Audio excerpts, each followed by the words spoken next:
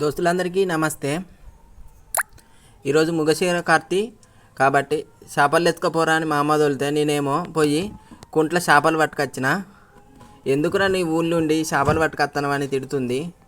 ఏం కాదే అమ్మ, నేను చేపలు పట్టుకొస్తానని పోయి కుంట్ల పట్టుకొచ్చిన, గురిగెలు అనేది పట్టుకొచ్చిన.